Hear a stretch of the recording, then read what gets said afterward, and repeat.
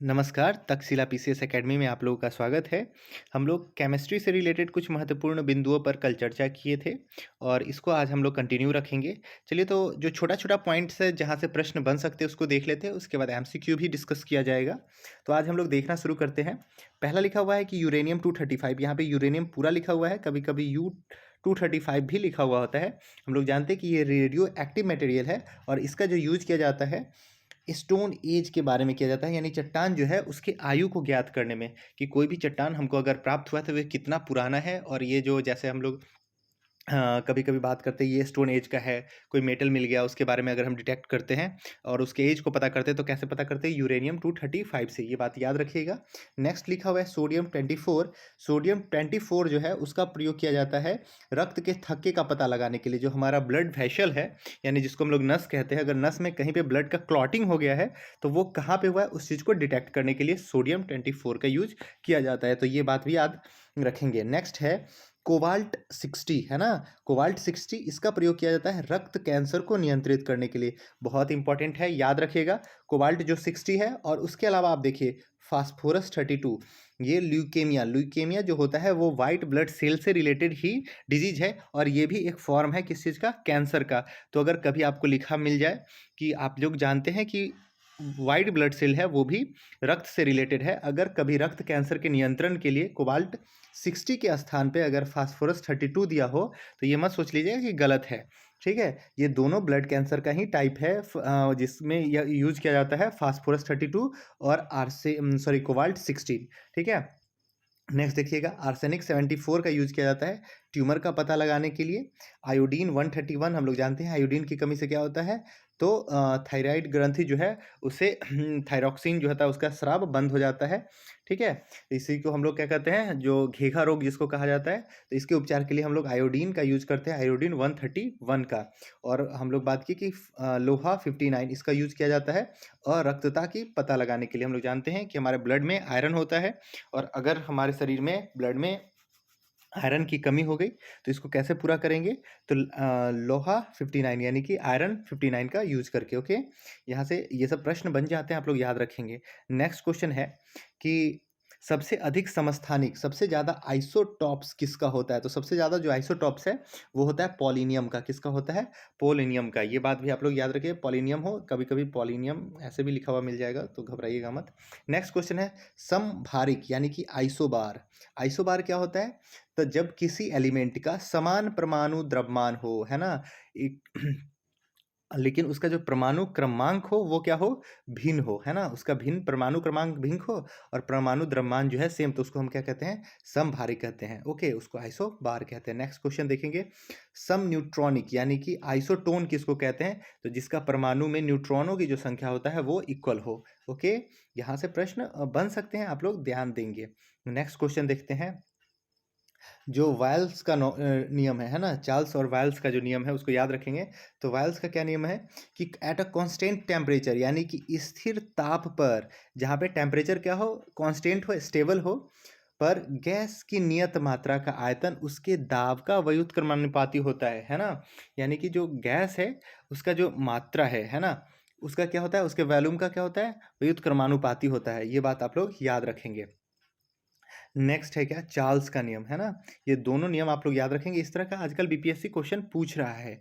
Okay, देखिए उसके बाद क्या है, चार्ल्स लॉ क्या होता है, तो चार्ल्स लॉ में होता है यहाँ पे भी स्थिर, देखिए यहाँ पे क्या किया गया है, एट कांस्टेंट टेम्परेचर, ताप का बात किया गया है, और यहाँ पे एट कांस्टेंट प्रेशर। तो याद रखिए यहीं पे थोड़ा सा आप लोग कंफ्यूज हो जाइएगा कि बात कहाँ किस चीज़ का हो रहा है। तो जब भी चार्ल्स लॉ का बात होगा तो वहाँ पे प्रेशर का बात किया जाता है, जबकि वायल्स लॉ में कांस्टेंट टेम्परेचर का बात किया जाता है। किस चीज़ का बात किया जाता है, कांस्टेंट टेम्परेचर का।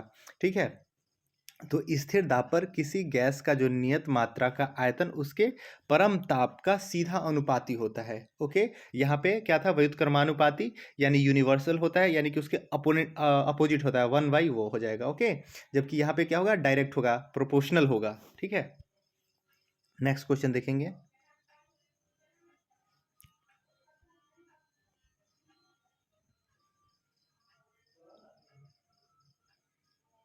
लिखा हुआ है कि जो परम शून्य ताप होता है, यानी कि एब्सोल्यूट जीरो टेम्परेचर होता है, वो सैद्धांतिक रूप से न्यूनतम संभव तापमान होता है, ठीक है। और ये कितना होता है, तो ये होता है 273 डिग्री सेल्सियस, है ना।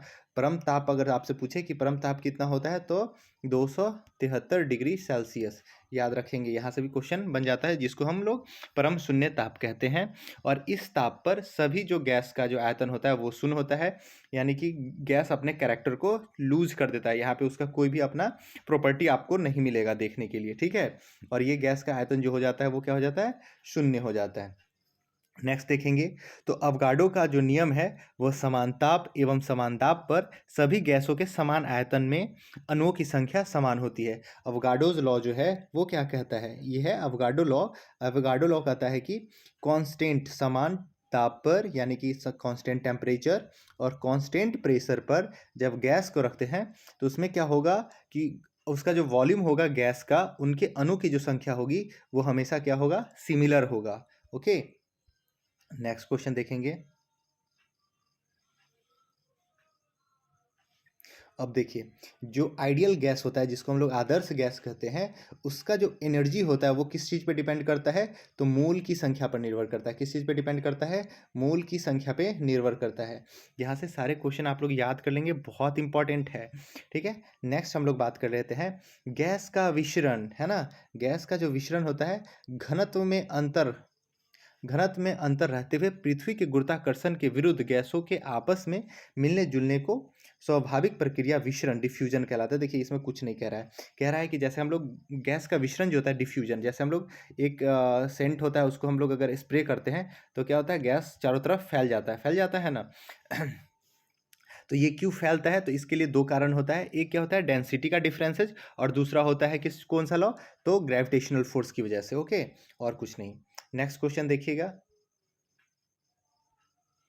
नेक्स्ट क्वेश्चन है कि मेंडलीव की जो आवर्त सारणी है, मेंडलीव की जो आवर्त सारणी जिसको हम लोग पीरियोडिक टेबल कहते हैं, तो मेंडलीव के आवर्त सारणी के नियम के अनुसार तत्वों का भौतिक और रासायनिक गुण उनमें परमाणु भारों के आवर्त फलन होते हैं, ठीक है। यानी कि जो उनका जो उनका क्या है, भौतिक और रासायनिक गुण, यानी कि फिजिकल स्टेट, यानी कि फिजिकल प्रॉपर्टी, और केमिकल जो प्रॉपर्टी होता है उनके परमाणु भारों के आवर्त फलन के होते हैं, ठीक है। ये बात आप लोग याद रखिएगा। ये क्वेश्चन पूछा हुआ है बीपीएससी में कि जो मेंडलीव द्वारा जो आवर्त सारणी बनाया गया था उसमें क्या था, तो उसमें क्या है, उसमें 9 वर्ग हैं, ठीक है, और 7 आवर्त हैं। ओके, यानी कि टोटल उसमें 9 आपको दिखाई देगा, और कितना है, 7 जो है वो क्या है, आवर्त है, जबकि 9 क्या है, वर्ग है। ये बात आप लोग याद रखेंगे, ठीक है। उसके बाद नेक्स्ट है क्या, लिखा हुआ है इलेक्ट्रॉन बंधुता, यानी कि इलेक्ट्रॉन एफिनिटी। जब उदासीन परमाणु एक इलेक्ट्रॉन ग्रहण करता है तो उसके फलस्वरूप ऊर्जा उत्पन्न को इलेक्ट्रॉन बंधुता कहते हैं। बहुत इंपॉर्टेंट बात है, ये सब आजकल क्वेश्चन पूछा जा रहा है कि इलेक्ट्रॉन बंधुता यानी कि एफिनिटी क्या होता है। तब जब कोई भी परमाणु एक इलेक्ट्रॉन को ग्रहण कर देता है तो उसे, उसके फलस्वरूप जो एनर्जी पैदा होता है, जो ऊर्जा उत्पन्न होता है, उसको इलेक्ट्रॉन बंधुता कहते हैं। अब देखिए कोई भी परमाणु है उस पर जो चार्ज है वो क्या कर रहा है कि एक इलेक्ट्रॉन, यानी कि इलेक्ट्रॉन पे निगेटिव चार्ज होता है, तो ये जो निगेटिव चार्ज अगर किसी दूसरे एलिमेंट पे चला जाता है और इसके जाने में जो एनर्जी लगता है उसी को हम लोग क्या कहते हैं, इलेक्ट्रॉन इफिनिटी कहते हैं। नेक्स्ट क्वेश्चन देखेंगे हम लोग।